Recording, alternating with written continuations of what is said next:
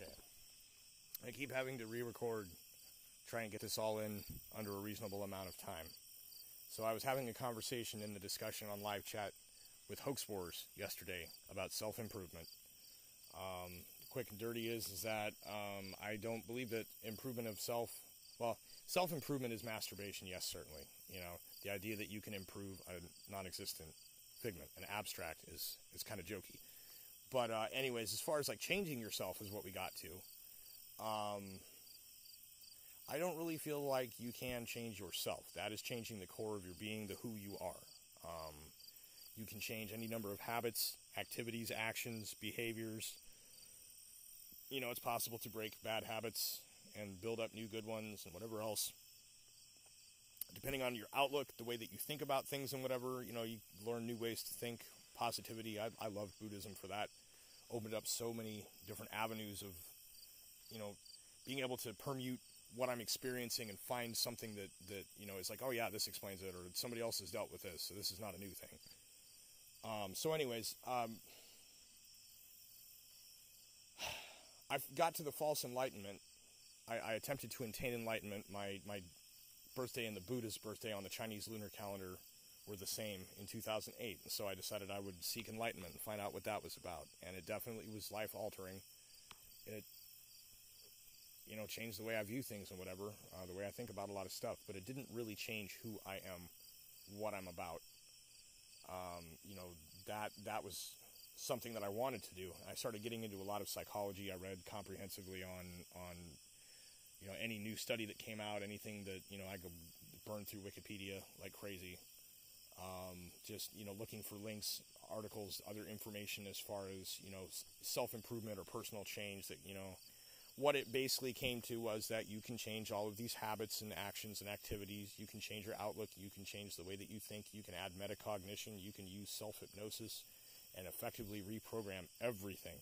But you cannot change who you are, who you were born as, who you have been up until that point. You can't change that. That would be time travel. And that's just flatly impossible in this way. If that were the case, that every person that genuinely, honestly, whether it's delusional or not, believes that they are the reincarnation of Jesus Christ, would have to then automatically also have been born 2,000 years ago and still be living that life. See, this is not, it's an abstract concept. So, but the thing is you can change anything else around it, and that can kind of affect it. Now, it was posed about, you know, military boot camps and things, how the basic training, the you know, indoctrination into soldierhood. You know, I've seen some really deep fundamental changes in people that have been in that, but at the same time, there are still the old them remaining. You'd have to eliminate that person's memories, because anytime you self-hypnotically or suggest and, you know, find a way to intend it with yourself or whatever your manifestation technique is, that you put it into your mind and you make it, you know, there so that it's a thing that you believe and you think. A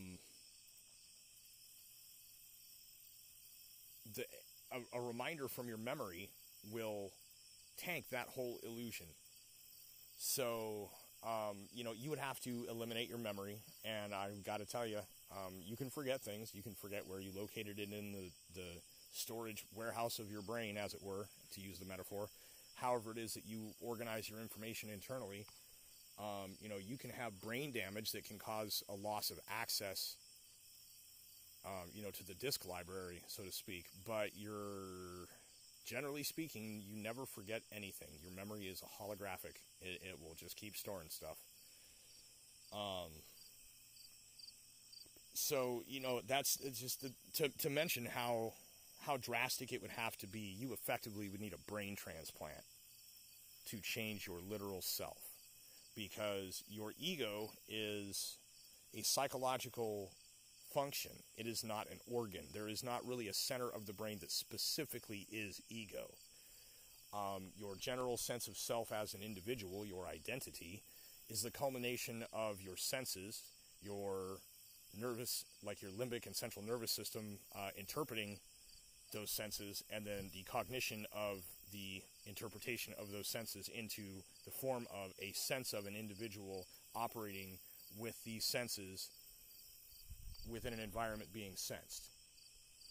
That's, it sounds complicated, but it's basically you've got this apparatus of sense and perception and cognition that generate your awareness, that generate your consciousness, your self, your sense of consciousness, the you, when you think internally, you think I. Buddhists call that the entity known as I. When you are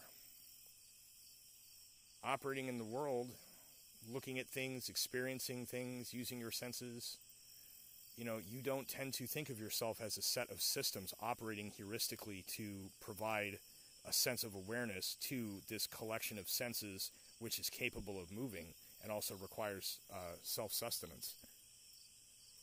You don't think of it that way. You just think the me, the I, I'm moving around. And oftentimes people don't even think about the other people that they are aware of, sensorily speaking. Like you see people, you hear people, you touch someone, you talk to people. A lot of people don't even think of them as real people. They are just figments in the background, which may not be true.